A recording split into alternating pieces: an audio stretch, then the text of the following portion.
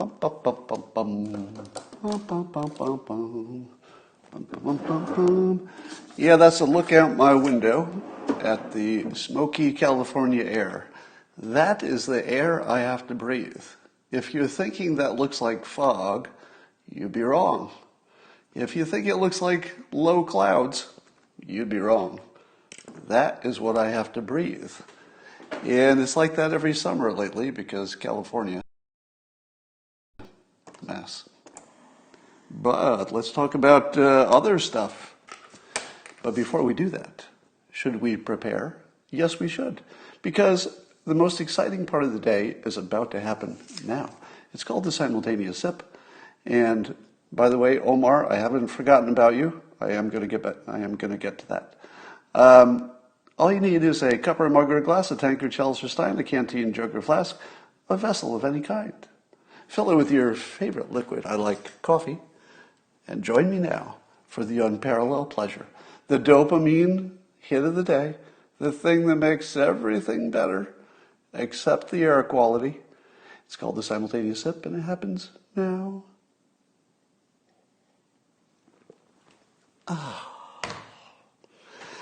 Well, there is a smell of sulfur in the air, so I'm guessing Kamala Harris is in the state. I don't know, just a guess. Somebody alerted me to the fact that Wikipedia has been updated to include my hoax, except that they don't know it's a hoax, which should tell you everything you need to know about Wikipedia.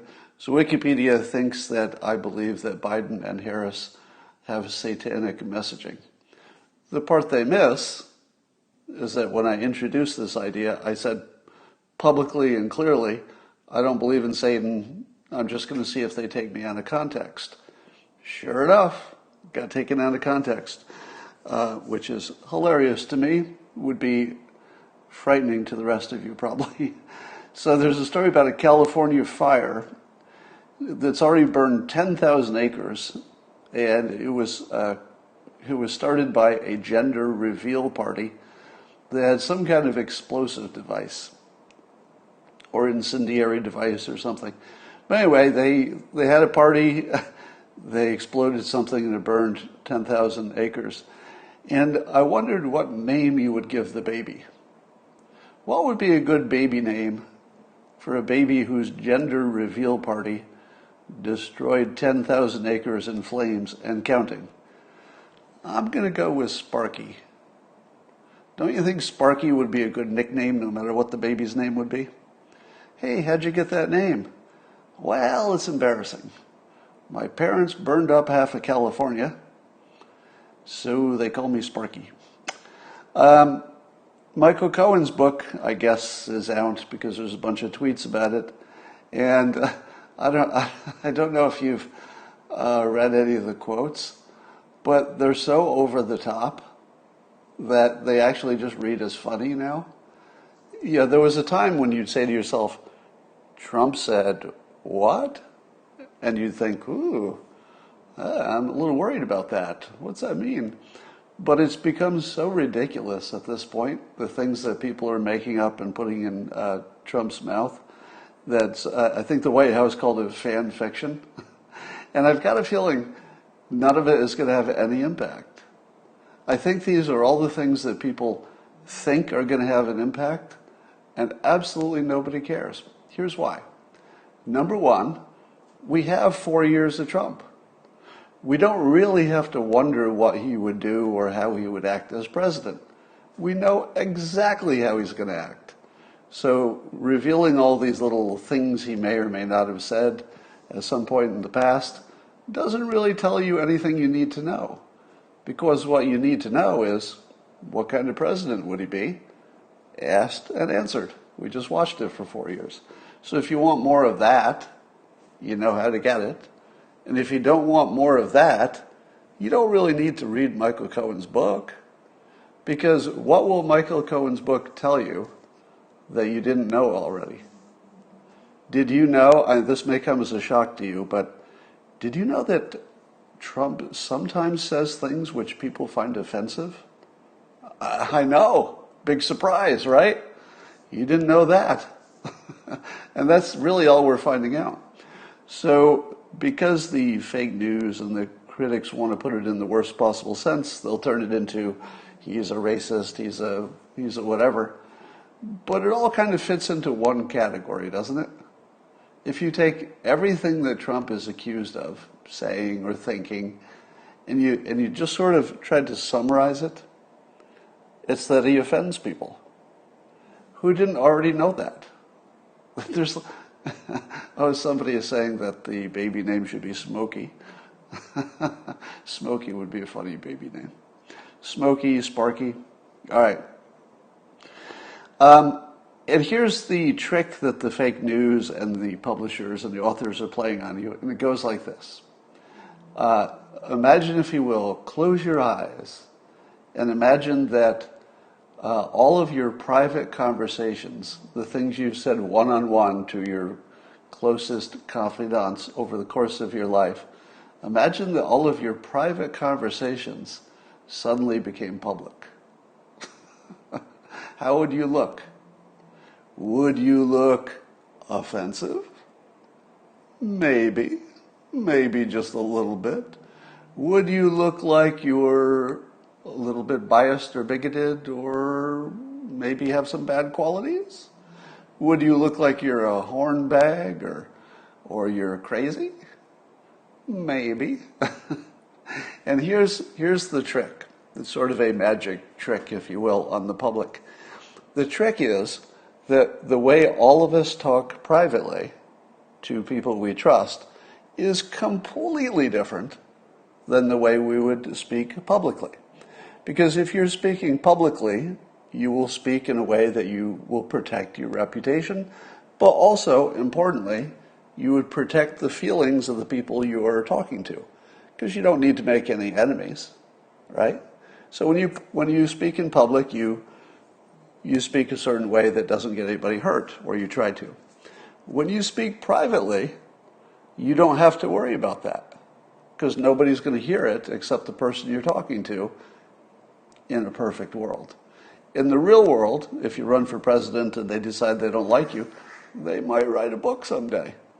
So when they take private conversations, which wouldn't hurt anybody, and they move them into the political realm, I say that responsibility for the message, once moved from the private realm to the public, should be on the messenger.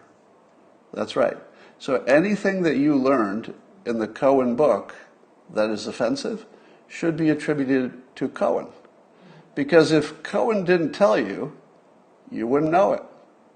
Are there things that you would say in public that you think are not really they're not harmful, they're not meant in any bad intention, but they're pretty raw? You would just say it privately, you just wouldn't say the same thing in public.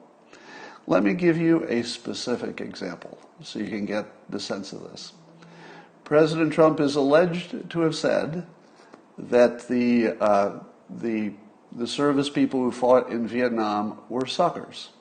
Now, I don't think you can believe any of these reports, because all these anonymous reports, etc., they just don't have credibility. But let's take it as our example, and suppose he did. Suppose that did happen.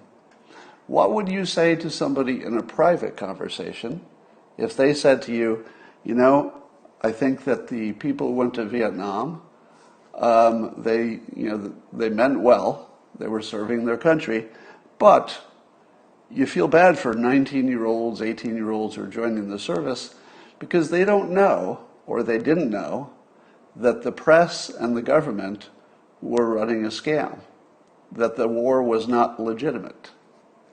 And so, privately, you might say to your friends, you know, I think the service people who fought in that war, as noble as their motives were, they were suckers. They were suckers. Because if they'd known that the war was useless and couldn't be won and didn't have a purpose anyway, maybe they would have resisted. But instead, they were good Americans, good patriots, did as they were told, did as their country asked. That's not wrong. It's just that the purpose they were asked to go fight didn't really have a good justification.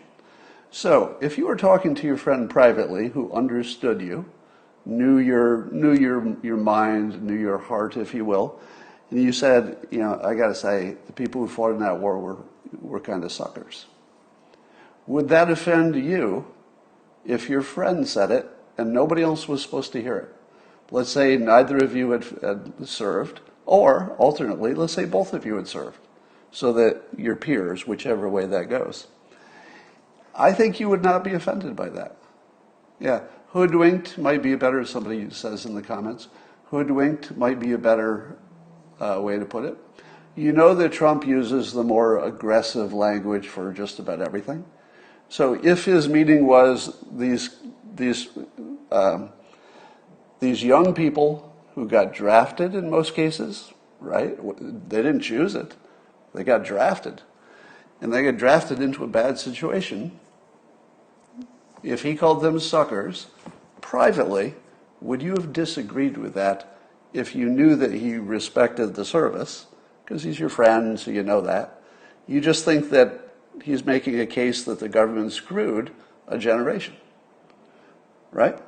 So I've got a feeling that when people hear these stories that Trump said privately, and they hear that somebody who was really an asshole made them public, let me say this as clearly as I can. If there's something that you know happened privately and you're the one who makes it public, and then it becomes offensive because it's public, couldn't have offended anybody privately because there was nobody listening to it. You're the asshole. There's just no way around that. It's not the person who said it. It's you. It's you, Michael Cohen, are the one who made it offensive by making it public. It is you, Atlantic Magazine, and Jeffrey Goldberg, who are the asshole. Because whatever Trump said or didn't say could not have hurt anybody when he did it. And he would have known that. A private conversation just doesn't hurt anybody. By making it public, plenty of hurt, because it actually degrades the readiness of our military, because it puts some question in people's heads about the commander-in-chief. That is one of the most despicable acts of unpatriotic assholery you will ever see in your life.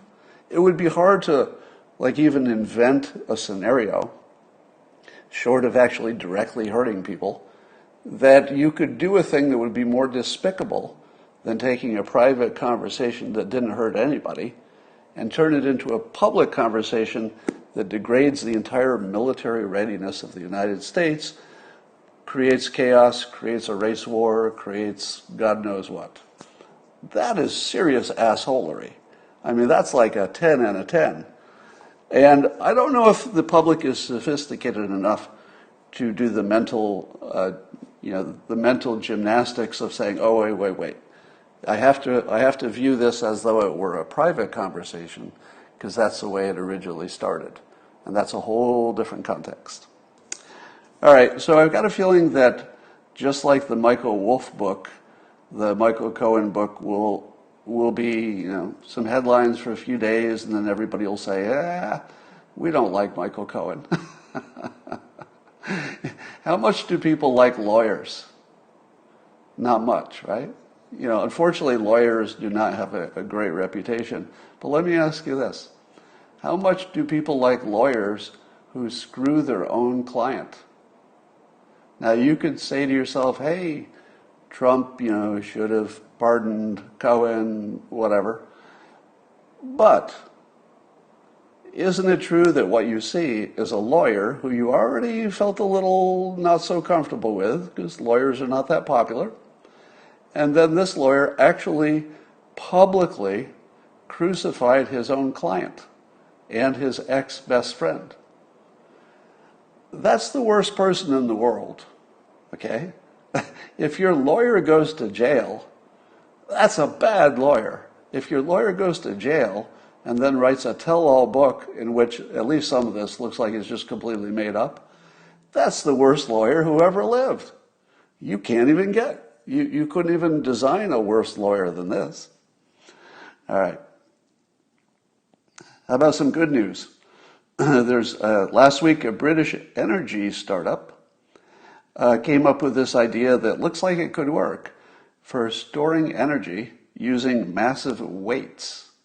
So in other words, they'll use energy to lift a weight on a pulley, and then when they want to release the energy, in a battery sense, like a battery, they just let the gigantic weight go down the pulley, and it generates electricity by making something turn. It turns out that this idea looks actually completely doable on paper, and that it's come down to just an engineering kind of a situation. Now, it might turn out that like windmills, it sounds better on paper, but then you have maintenance issues and it kills some birds, and nobody saw that coming so much, or at least not to the extent that it happened. So we don't know if it'll work. But apparently they want to use abandoned mines that have gigantic vertical holes that go down. It could be like a mile of depth, and put that giant weight in there. And apparently they can generate just a ton of electricity. But remember, it's a battery, so you have to put the electricity in before you can get it out. But still, having a gigantic battery would be cool. Somebody on Twitter, whose name I didn't write down, but it was a good comment, I wish I had, said, why do you need a big hole in the ground? Why don't you just use something like a car on a mountain on a train track? Why does it have to be under the ground? Why can't it just be some heavy object on a track? To which I say, I wonder. There may be a difference in just how much friction is involved. Maybe there's an engineering reason why that isn't good enough to just put it on a hill. But here's the other thing that I ask. If you can dig or even find gigantic holes, can't you use those gigantic holes to condition homes? Meaning use the fact that the temperature under the earth is usually around 56 degrees no matter what. And you can use that to pump up air to cool a home if it's too warm, or to warm a home if it's below 56 degrees. So couldn't you use abandoned mines, wherever there are gigantic holes in the ground that exist? Could you not use them for building a town nearby that uses that for its heating and cooling and takes 50% off the cost of that? Or something. Anyway, so there's some good news happening because entrepreneurs continue to entrepreneur and inventors continue to invent. And while we're concentrating on all this political assholery, there are real good citizens creating good solutions for the future. Yeah, geothermal is one of the words I was looking for there. All right. The company name is Gravitricity. Gravitricity is the name of them. They need a little help on the name of their company. All right. Yeah, and somebody's mentioning in the comments Elon Musk's company, the Boring Company, that bores holes.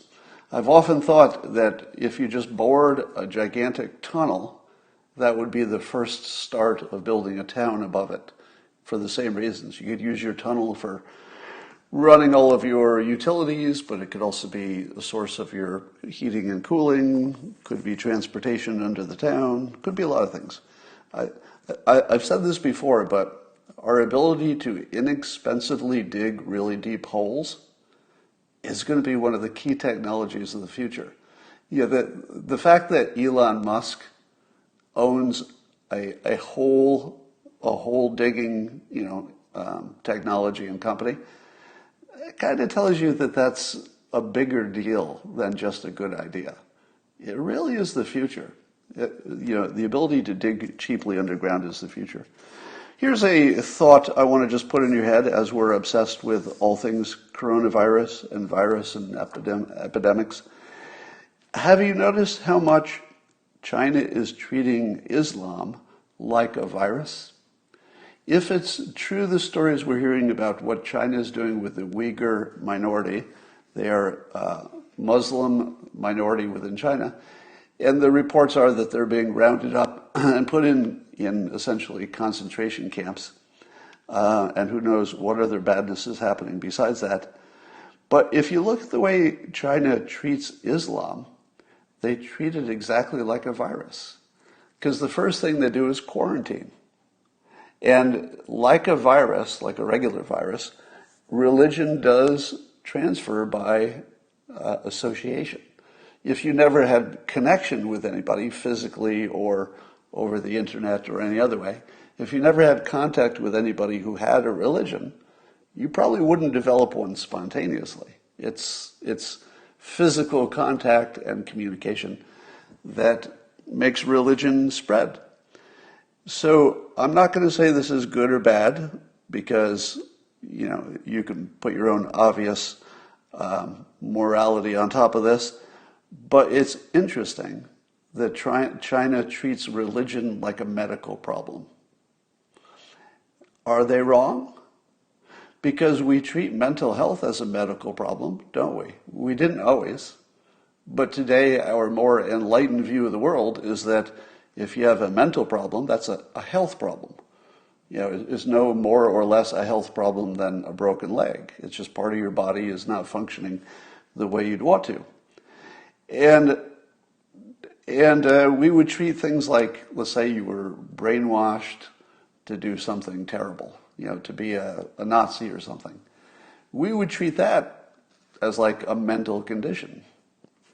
And it's interesting that China treats religion in general. Now, in this case, they're treating Islam that way, but I think they do the same with the Falun Gong, and I think they would do the same with any, Christian sect in China, if there was such a thing.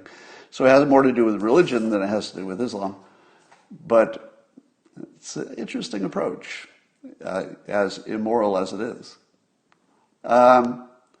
Here's something we learned from the coronavirus, that the regular flu was always bullshit.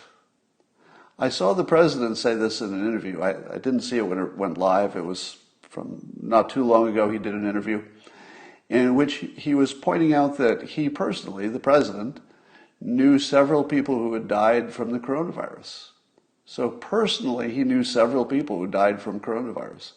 But as Trump said, and I've said a number of times as well, how is it that we've gone our entire lives and never heard of anybody dying from the regular flu? Your whole life?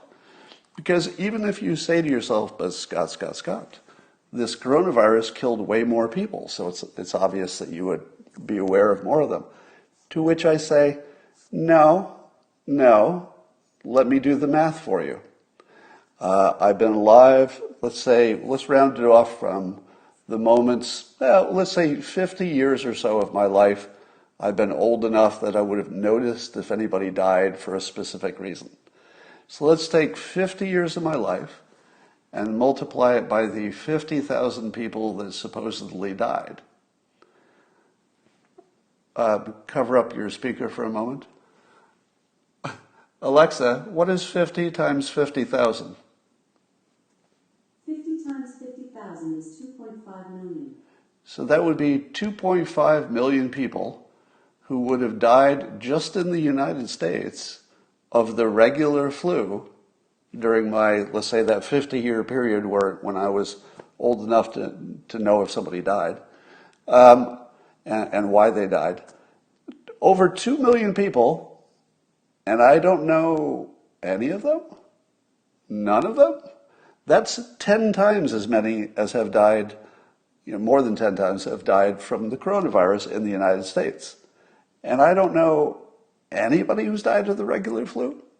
Now, Trump called this out in the interview, and I've never heard anybody else say it who was a public figure.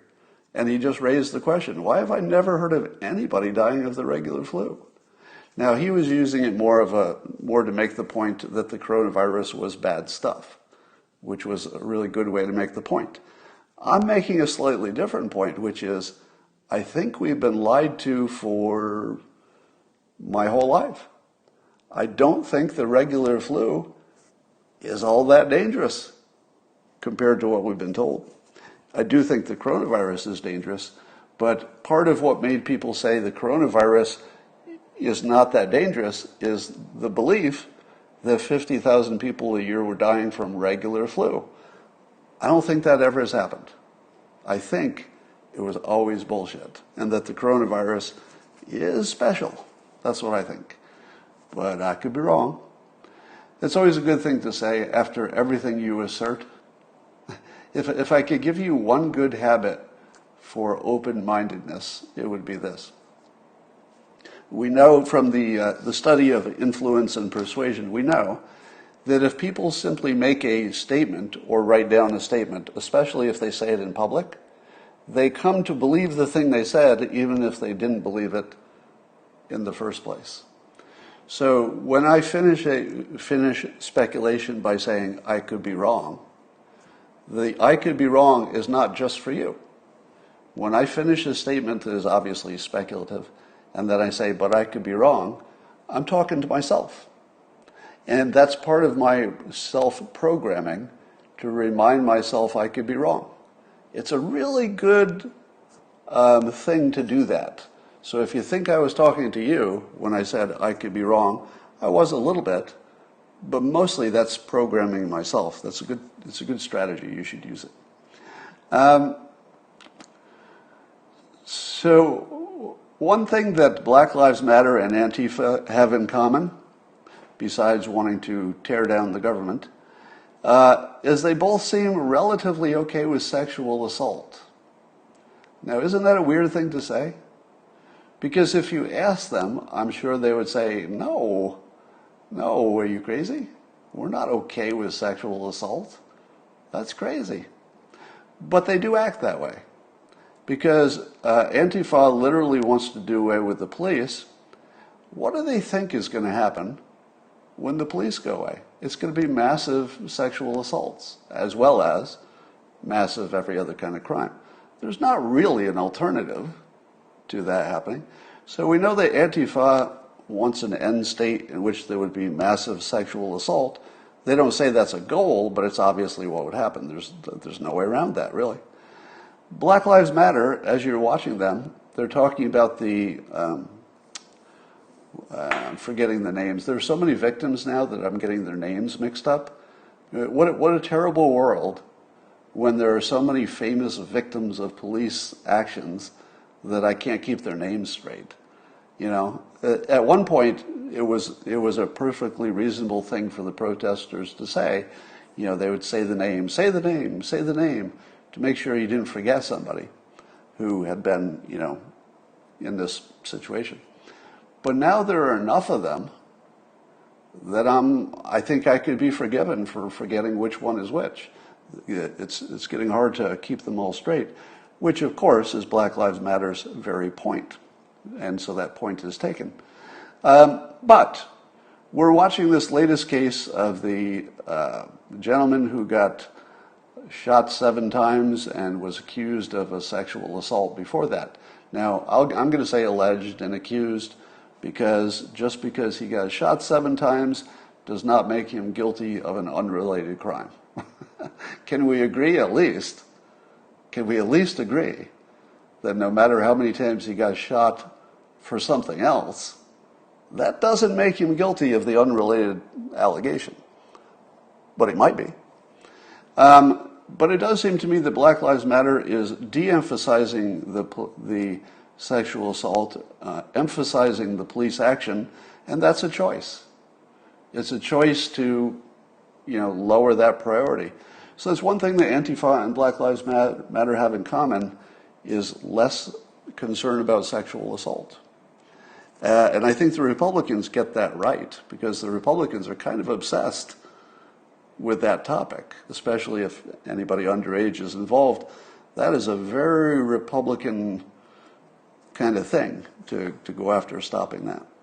And the president's actually had amazing, well, during his administration, it's hard to know who gets all the credit for what, but during the Trump administration, the actions against every kind of sexual trafficking have been unprecedented.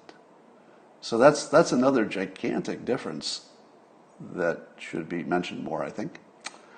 I want to confess some stupidity. And I know I'm doing this, and let me remind you before I do this, that I've told you that one of my superpowers, and indeed I think one of the values that I can bring, is that I'm not embarrassed by stuff. And it's a learned skill to not be embarrassed by stuff. And so I'm going to embarrass myself now by confessing something I don't understand that I think many of you do understand, and maybe you could explain it to me.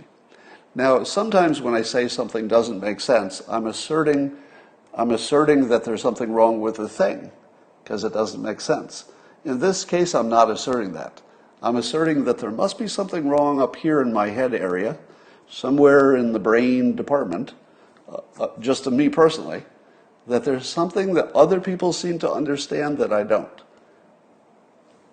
And let me put it out there. Here's what I don't understand.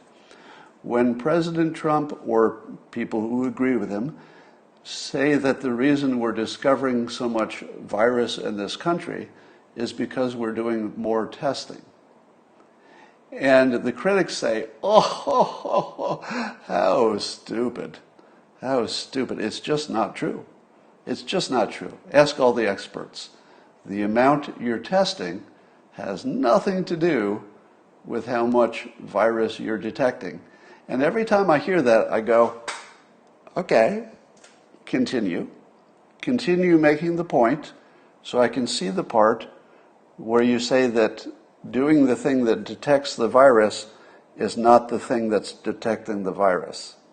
Because there's probably a good reason. All the smart people are saying it. You know, all the anti-Trumpers say it. They say it consistently. And I believe there are even pro-Trump people who say it. And they mock him like it's just sort of obvious why that's wrong. And I say to myself, what's wrong with me? Why can't I tell what's going on here? Honestly, I don't even have a theory for why that's wrong. Now, is this one of those situations where CNN, et cetera, are just telling you that an apple is banana and they're just trying to get away with it?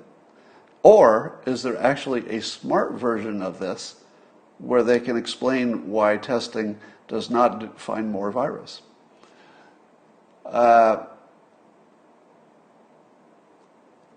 Tests are all wrong, some people are saying. That's a different topic.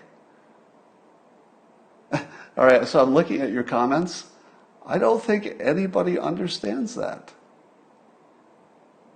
Yeah, so are all of you... All right, here's the funny part. The reason I've never mentioned this in public is because I thought it was just me. I thought I was being stupid because I can't imagine a scenario where doing more testing doesn't produce more positive outcome, more positive results. I don't get it. All right, so apparently there's nobody here who even understands what the argument is, much less agrees or disagrees. It's like you don't even know what they're talking about. And we let that go like that's okay. I guess it is okay. They might be looking at positivity rate, somebody said. I don't know. Numbers are numbers. All right, let's. But if somebody does have an answer for that, and I still think there might be, send it along. I love the fact that the president is teasing that there might be a vaccine sooner than you think. And there's a big discussion about the fact that the vaccines might be being rushed to have them done before the election. Now, would it be good for the president if the vaccine started to be available, even if only for a few people, before Election Day? Would that be good for Trump? Maybe. Depends how the news handled it. They might say it's rushed and therefore it's worse than not having it. That's what Kamala Harris seems to be indicating. But let me give you a dose of the real world. Are you ready?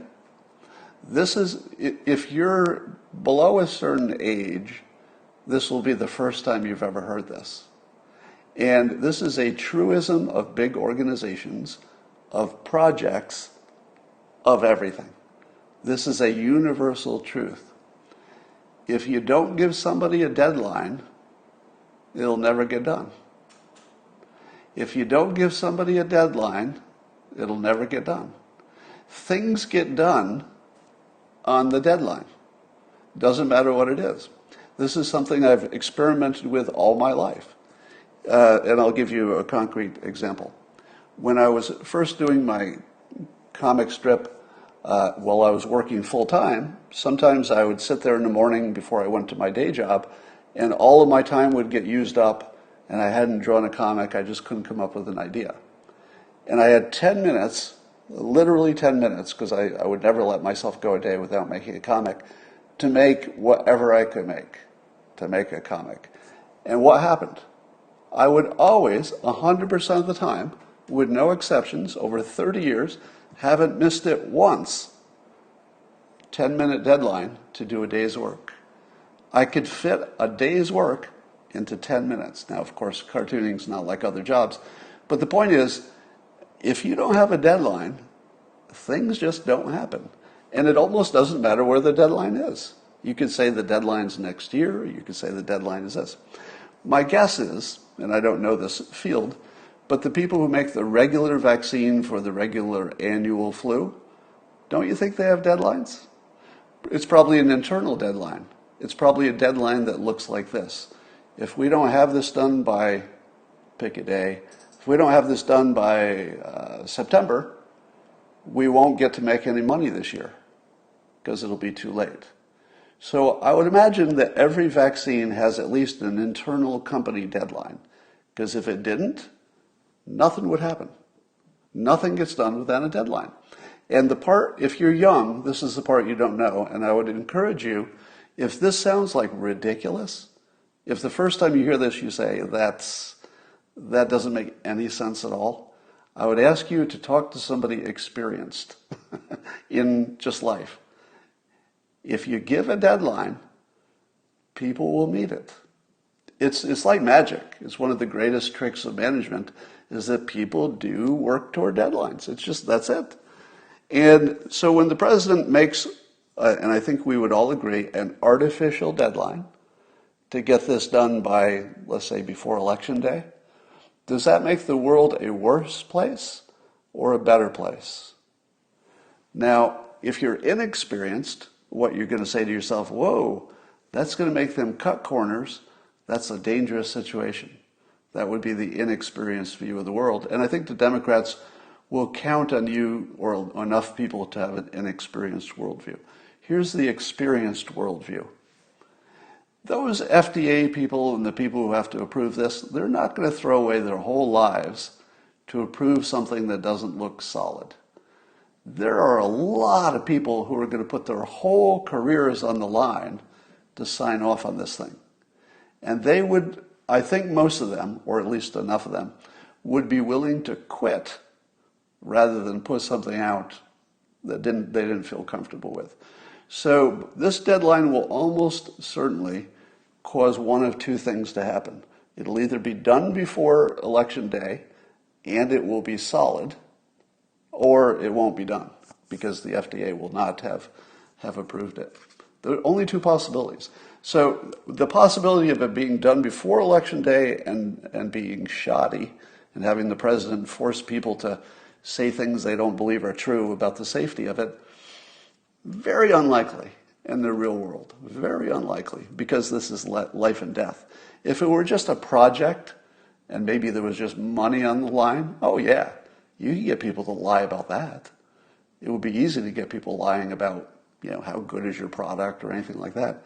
But life and death, we're talking about, people in the FDA or whoever has to sign off on stuff. We're talking about people who would know they would be putting their name on something that could kill or injure tens of thousands of people, if, worst case scenario. That's not a risk people take. All right, typically. And we would hope that there's maximum transparency on those people. And if the news business wants to keep everybody honest, which would be a good idea, We should get the names of the people who need to sign off, both government and medical, and really, really talk to those people, know who they are, put the light on them, and say, here's the deal. We are literally going to trust you with our lives. We are going to trust you with the fate of the Republic. Bob, or whatever their names are, Bob, we're looking at you. Do not sign that piece of paper, Bob, or whoever, unless you're willing to put your life on it that this is a good decision. Nobody's magic. You can't be right all the time. But we're watching, Bob. We got to have that going, and we don't have that right now. All right. I feel like the loser sucker hoax is already dying from neglect. That will just be replaced by the Michael Cohen book, which will be replaced by something next week.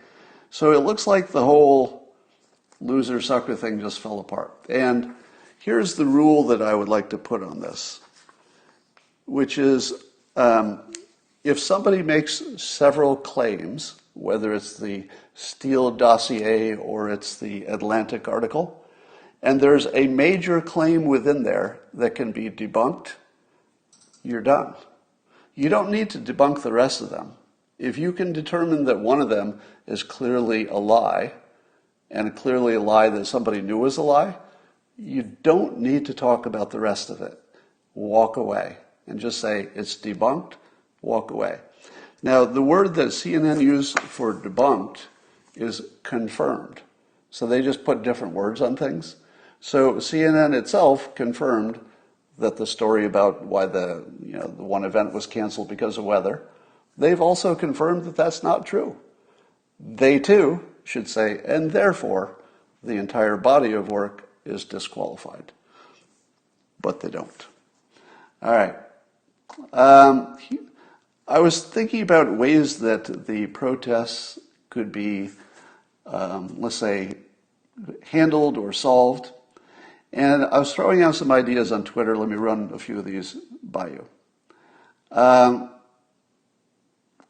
Well, let me do some whiteboarding for you. I just noticed that my lighting is terrible. I still have my curtains up.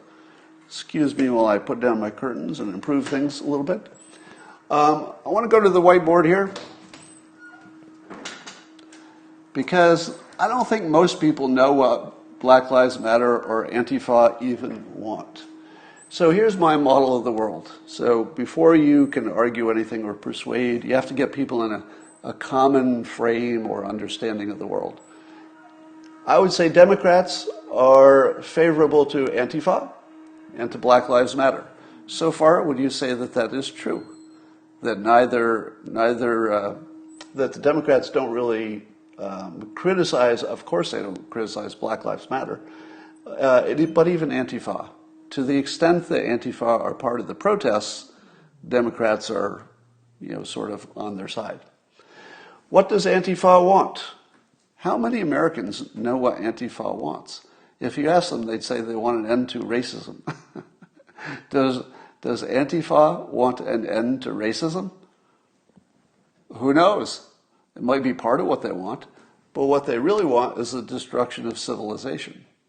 Now, they don't word it that way. What they say is we want to get rid of all government and all police. Let's say they were successful. Let's say Antifa got rid of all government and all law enforcement. What would be the obvious, undeniable outcome of that? Well, we would be conquered by any other country that wanted to, because we would be a sitting duck. Anybody could conquer us. But beyond that, if we had no centralized government of any kind, we would just devolve into sort of a tribal situation. You wouldn't have entrepreneurship. You wouldn't have anything. Because if anybody worked and made money, they would have to immediately share it, or they would be attacked by the masses to take their stuff. So there's no doubting this, that what Antifa wants is the end of civilization. They pretty much say it as directly as I do. They just don't fill in the blanks like I did, which is what would happen if you got what you wanted. It would be the end of civilization. There's no argument to that. That's just what it would have to be. because they do not account for human motivation. It would be great if humans could all share and still work hard, and they would still have motivation, and you didn't need a government because we were all so nice that we would just agree on things. But that's not the real world. In the real world, if you disband your military, the country next to you conquers you in 10 minutes. That's the real world. Now let's take Black Lives Matter. They do not want an end of civilization. So it's weird that they're on the same team. What they want is to take your stuff, meaning anybody who's not black, and to solve systemic racism by a transfer of wealth. Now, if you ask them, would they say that? Does Black Lives Matter say, yeah, what we'd like to do is solve systemic racism by taking your stuff and giving it to black people? They kind of do. They kind of do say that. Because what would reparations be? Reparations would be taking things and redistributing them. What would any of socialism be? Socialism, 90% tax rates, the things they're talking about would be taking things that legally belong to other people, but here's the key, maybe not morally. That would be their argument. So the Black Lives Matter argument would be, you white people and other people have a lot of stuff, but you wouldn't have that stuff if not for slavery. So really, even though the law says it's your stuff, it's not really morally your stuff.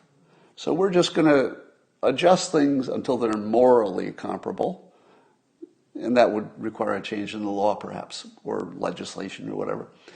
So what happens if you have a system that's based on transferring resources from people who make it and have it to people who aren't making it and don't have it? The end of civilization. There's no other way that goes either. It looks different because they're not thinking about the end state. They're just thinking about, can we solve systemic racism?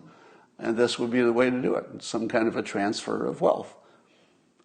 It all ends in the same place. It ends with a destruction of civilization. Now, why don't the Republicans make that case? I don't know. That's what I'd do. Here's what the Republicans are offering or could.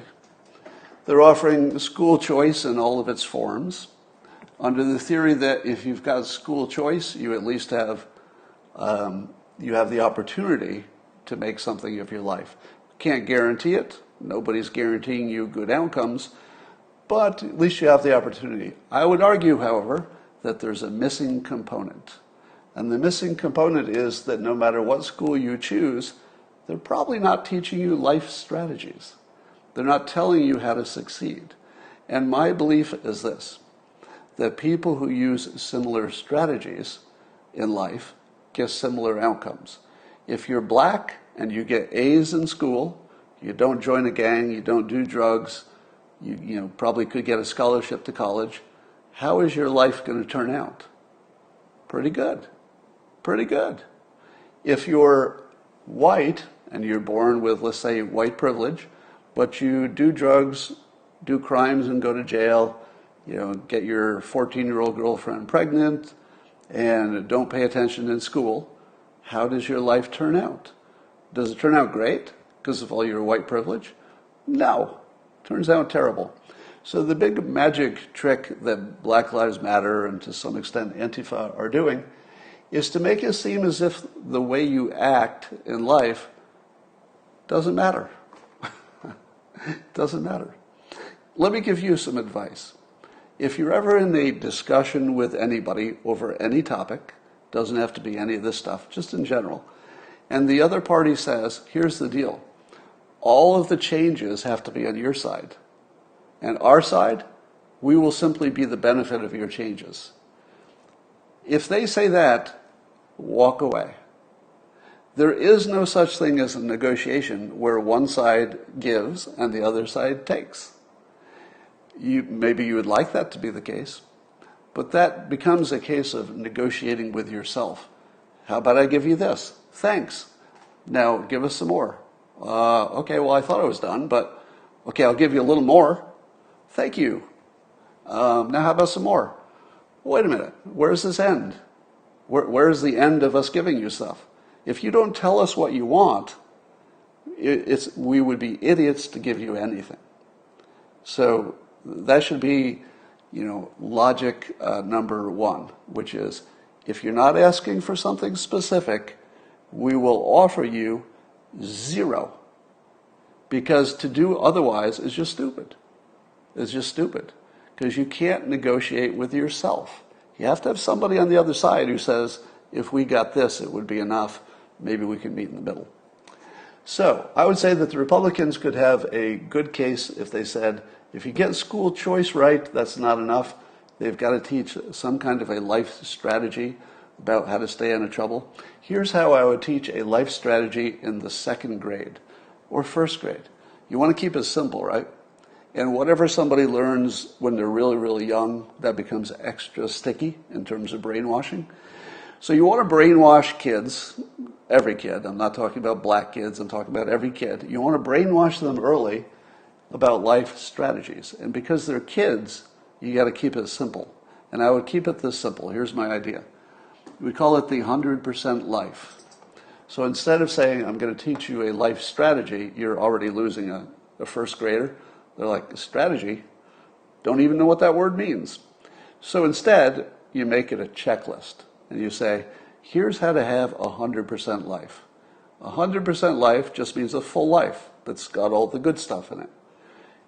If you commit a crime, subtract 4 points. If you get bad grades in school, subtract 7 points. If you become addicted to a substance, subtract 25 points. Whatever the numbers are, I'm just putting random numbers on stuff. But you could actually have a checklist of, say, 5 to 10 items. And you just tell the kids, if you want your life to be 100%, make sure you don't check any of these boxes of these big mistakes. Here's why this would work. Simplification always works. But it's better to say you could lose something than if you do something, you might gain something in the future. Imagine telling a 1st grader that if you work hard today, 25 years from now, you're going to have a good time. Doesn't work. Because people don't respond the same to opportunity as they do to the risk of losing something. So instead, you reverse the equation and you say, you were born with 100% life. Your life is perfect in 1st grade. Your home life might be a disaster, but in terms of where you could go, 100% if you did all the right stuff. But I'm going to take away from you some of your life if you make these mistakes. And then people start seeing it as a loss. Wait a minute, I was born with 100% potential, and then I made this choice, and I could see how that diminished my potential. And then I could look at all the older people who were not having a good life, and I could say, wait a minute, oh yeah, this checklist totally works. That person's having a bad life, and yep, sure enough, committed a crime, joined a gang, it's right here on the list. Got addicted to substance, there it is. It's right on the list. Had a baby at 12, it's on the list. So you could teach a 1st grader life strategy by just giving them a list of 10 things and say, don't do any of these 10 things, and you'll be fine. The Republican approach, should they adopt something like this, would be one of abundance, where everybody could win. So, that still becomes a problem of equality, but if you took care of education and life strategy, it might be as good as you can do. So it's not a perfect world, but it might be the best world that you could produce. So, that's how I would frame it if I were in charge. Here are some more thoughts on the same topic. Have you wondered why there have been no counter-protests for the Portland stuff? So Portland actually has a protester camp where they have nice little tents. It looks like they were acquired from the same source. And they've got like a tent village where they live. I guess they probably sleep during the day and protest and riot at night. And I'm not recommending this because it would be dangerous. People would get hurt. But I'm wondering why it hasn't happened. that nobody has targeted their camp while they're gone. Because you could just destroy, again, I'm not recommending this because it would be super dangerous. People would get killed.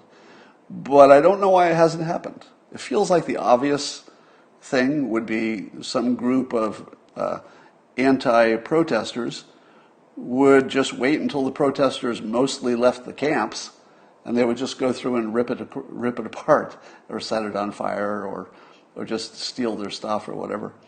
And I think that would go a long way, but I don't recommend it. It would be dangerous. Just a question. All right. Did you know, and fact check me on this, that the original Antifa was allied with Hitler? Now, I read this online, so, fact check. So here's the claim.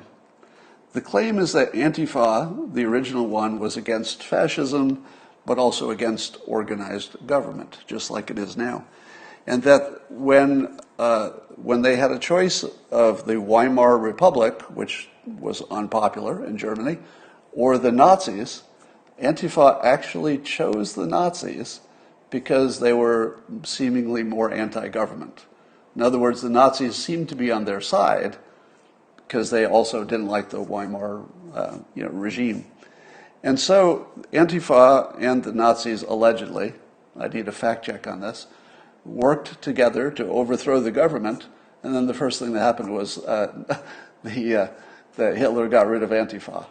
Because, of course, you don't want those guys around, so the first thing they do is get rid of their partners. And it made me think, does Antifa think ahead? Because I can't see any scenario where they don't lose and literally die if they get what they're asking for. It's weird that people could get what they're asking for and it guarantees their destruction. But Antifa has that philosophy. I'd like you to give me something that destroys you, but oh yeah, it will destroy me at the same time. Well, that's a weird philosophy. All right.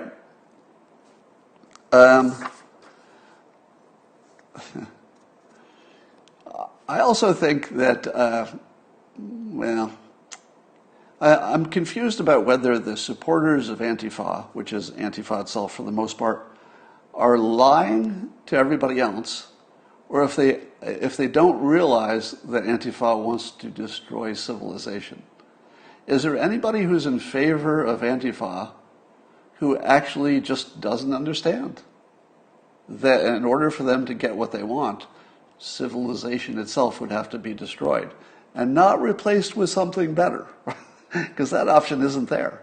It's not even something that's unlikely, but if everything went right, it could happen. It can't happen.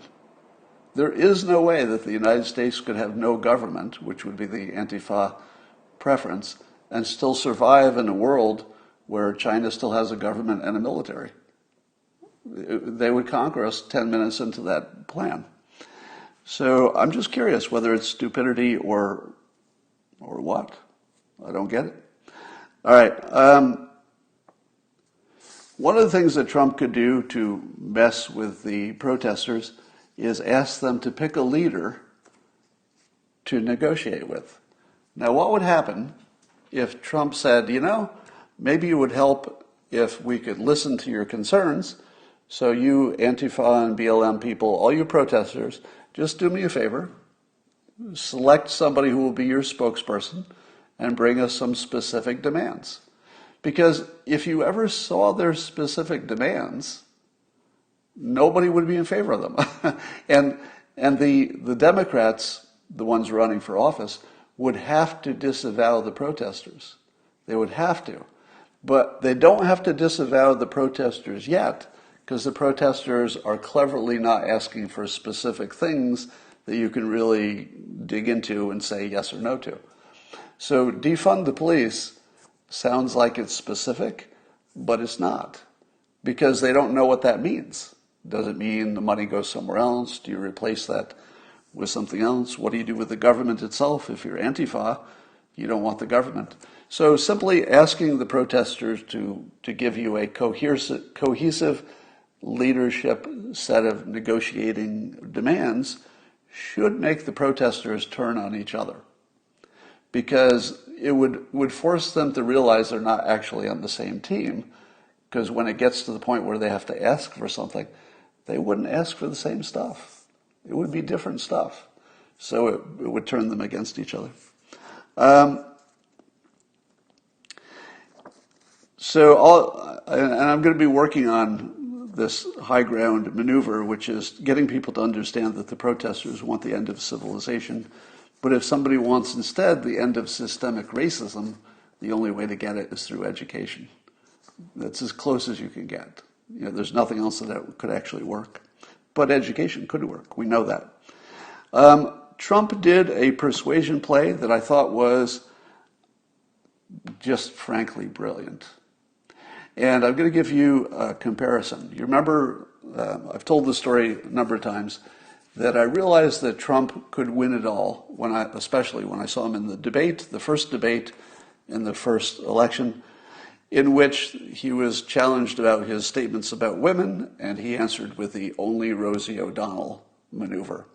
Now, what made that special is that his answer was so funny and provocative that you couldn't think about the original question. He just sucked all the energy from the question, which would have ruined his campaign, onto an answer that wasn't even an answer. It wasn't even the right answer to the question. But it was so interesting, you wanted to talk about that instead.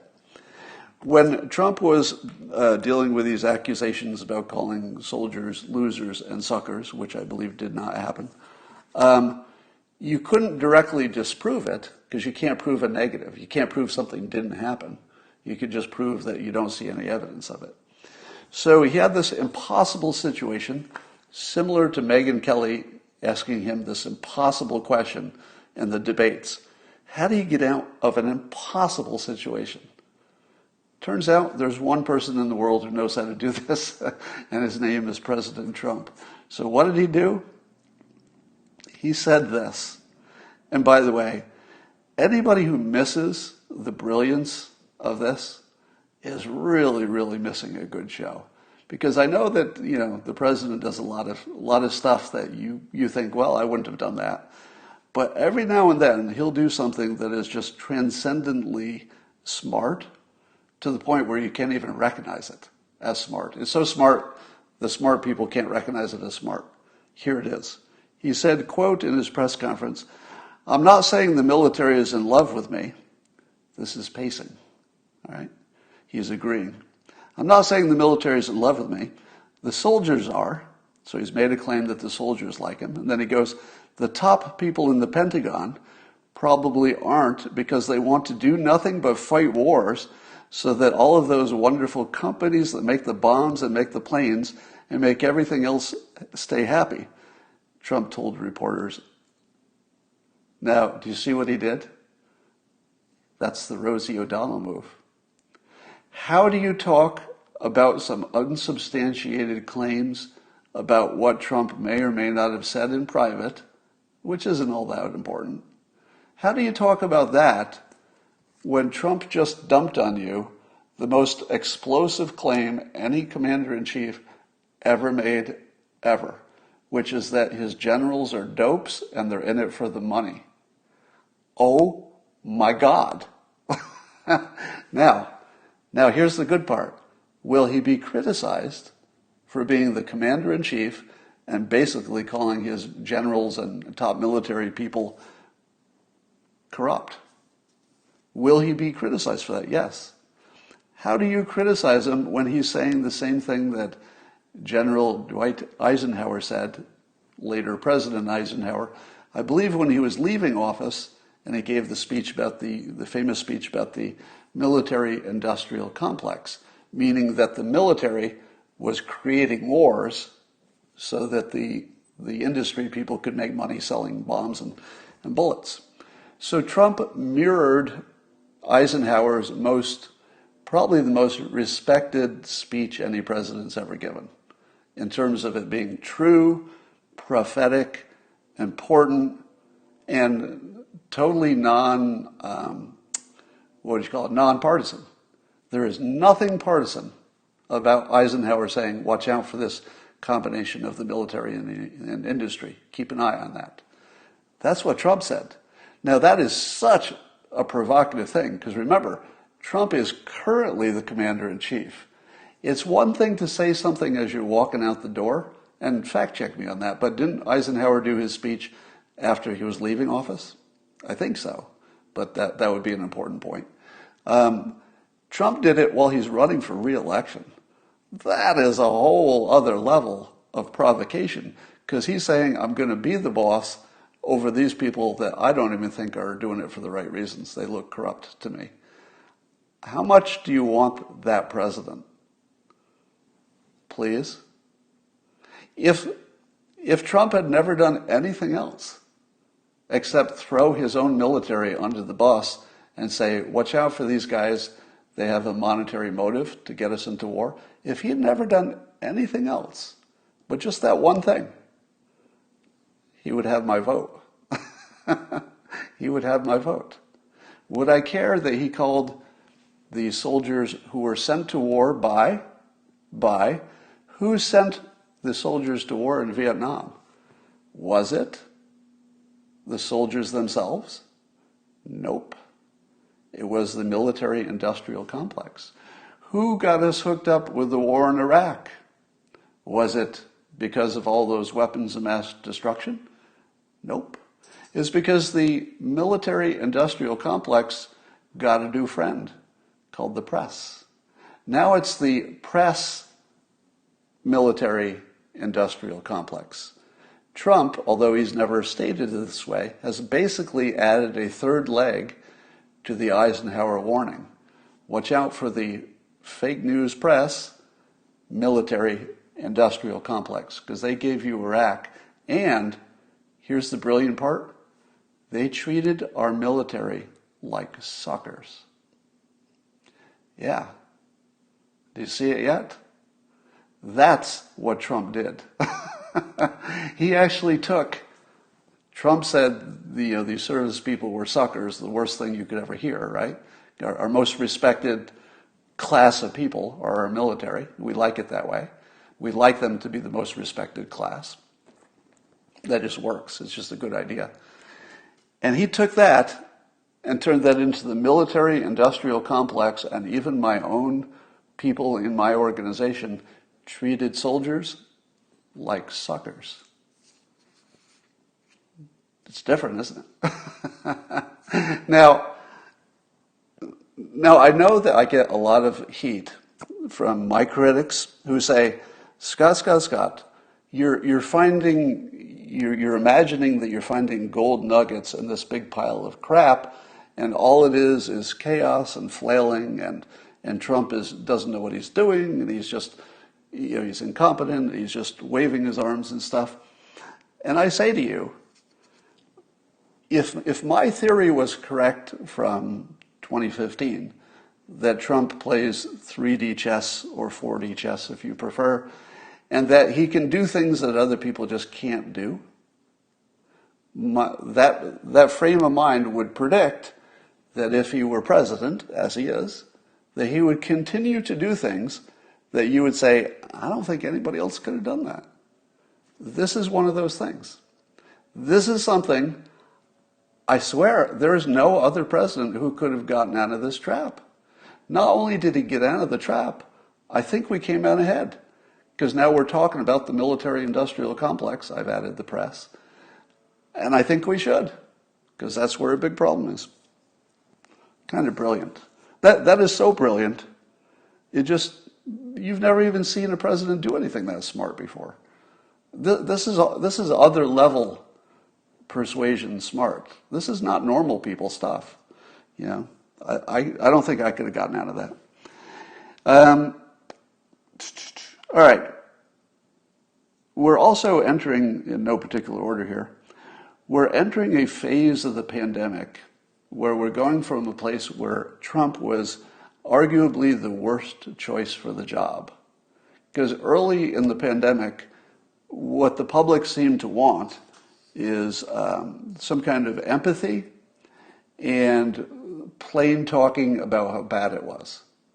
Now, unfortunately, or depending on your point of view, fortunately, this is either a feature or a bug, this president doesn't know how to talk negative. He just doesn't know how to say things are going to get worse. It's also why we like him, those of you who do like him, because he's an eternal optimist. No matter how bad things are, it's going to get better, make America great again. Optimism is his primary feature, but if you end up in a pandemic in the early start of it, in the beginning, where really you do have to just tell the public, look, this is going to be bad. I got to be honest with you, this is going to be bad, but we need to pull together. He isn't that guy, all right? If we can be honest, no matter how much you love the president, he's just not that guy. He's not the guy who delivers bad news and makes you feel comfortable with it. It's just not. But that was the guy we needed, a few months ago. If we had had an election then, maybe he would have lost, and maybe that would have been fine. If we could get somebody in who was good on that phase. It wasn't really, an option. But where are we going to be around Election Day? Well, I think that no matter what's happening with the virus, whether we get our drugs and vaccines or not, we're going to be working on the economy more than we're working on saving lives, because I think the therapeutics and the way we're treating people is so good that the death rate's going to come down, probably keep coming down. If the stuff we learned about vitamin D is true, that death rate is going to plunge more. If the vaccine works, the optimism alone will be good for the economy, but the death rate will plunge again. So we're entering a phase where you could almost guarantee that the rebuilding the economy will be more important than fighting the virus fairly soon. We're talking about this winter, we're going to be talking about the economy more. Who is the best person you've ever seen for that phase? Trump. I would argue that just as it is true that he was the wrong personality for the first part of the pandemic, you don't want him talking about medical stuff because he uses hyperbole. You don't want that, right? You don't want medical conversation with hyperbole. That's a bad combination. You don't want the eternal optimist to be the one who has to deliver bad news every day. It just doesn't work. Doesn't work. And I've said this before, everybody who thinks there's such a thing as a good president and a bad president doesn't really understand how the world works. There's no such thing as a good president or a bad president. There is such a thing as a president who is right for the situation. I would argue that Obama was right for the situation he picked up in his first term, which was an economy on the edge, and we wanted a reassuring voice. And Obama brought that. We wanted somebody that we knew would look at the details. Obama gave us that. So he was a perfect fit for taking us off the edge of the economic thing. He would not be a perfect fit if you put him into the presidency to, let's say in November, and say, hey, okay, Obama, your job is to goose the economy. Not the right guy. He's solid, but he's not the one who's going to put the rocket fuel on it. He's not the rocket fuel guy. We've only had one president who's the rocket fuel guy, and that's the one you got. So I would argue that the president is moving from the phase where he would be the least fitted, that empathy, no optimism stuff, and moving into the place where you couldn't design a better situation for this president to fit into. He's the comeback president. He came back from his own business losses in the past. He came back from being behind Clinton. He's behind Biden right now. He's probably going to come from behind and beat Biden. And he's going to pick up an economy that he had roaring, that got whacked by the virus. And I think literally nobody on the planet, and of 7 billion souls, I don't think there is one better person for this specific need than President Trump. That's what I think. All right. I'm hearing some talk about mail-in votes and versus absentee ballots. And the people who are arguing that we have experience with mail-in, but we also have experience with absentee, and some states have done full mail-in for a while. So the people who say that the mail-in vote will be dependable and credible are also saying that it's no problem because we've tested it enough in these states, we'll just do what they did, it'll be fine. But here's the part they get wrong. 2020 is not like any other year because you don't have any baseline of expectation. So that, let's say the votes came in and they were 5% different than they would have been if people voted in person. What's it tell you? Nothing. If we had had a history of voting by mail, and then this year there was something different in the outcome, and you look at it and go, these numbers don't look real. It looks like this district faked something over there. So if you had a baseline of doing this all the time, you could maybe detect if some mischief had happened. But 2020, there's no baseline. We haven't done it before. We expect massive cheating because it's America and people will cheat if they can. We don't know, because of the coronavirus, what the vote would have looked like. We don't know if the polling is accurate because of the shy Trump voters. We have no way to know that the outcome we get is anywhere near the truth. That's different. So everybody who says, hey, we've done mail-in before, we know how that works, is missing the biggest part of the decision, which is, wait, it's 2020. If you had said this in any prior year, I would say, yeah, that might be dependable enough. Even 2016, I would have said, yeah, we know how many people vote, we've got a good handle on it, we would detect any mischief, we would see it. Not in 2020. In 2020, it will be completely hidden by all the other noise, from the coronavirus to shy Trump supporters to the polls being, not credible entirely. So here's what I would suggest. I think the sooner the government gives the public a clear path in terms of what would happen under different scenarios, the sooner we can start arguing about the rules instead of figuring out how to kill each other when it all goes bad. So I would like to see the government in some form just put out a flow chart that says this is our understanding of if we get to election day and we don't have a result, we're going to do this. These people will be in charge and they will give us this outcome. Then, if we still don't have a result we can trust, and I'm just making this part up, on this date, we'll have the Supreme Court decide, again, I'm just making this all up, the Supreme Court will decide if we should hold a second election, if we should just do it again. Or they might decide to just do it in a couple of problem areas. Maybe there's a state or some counties that look like they're not reliable. So it doesn't matter what the process is, so long as it looks credible on paper, it's presented well in advance so that we can live with it for a while. I want to be able to live with the idea that, no, this isn't going to be like normal elections. We will not have a result on election night. Then the process will be the follows. Let's say the process is that we don't, that we ask the networks not to report who is even ahead. Suppose you just don't report it, and you wait till all the votes are counted, and there's some kind of official sign-off before the networks can give you any results. Maybe you just say, there's no news on this. You just can't report the news until all the votes are counted. How about that? I don't know, could you make that stick? I don't know if it would even work. But it doesn't matter what the process is. My point is, you have to get the public pregnant with that process now.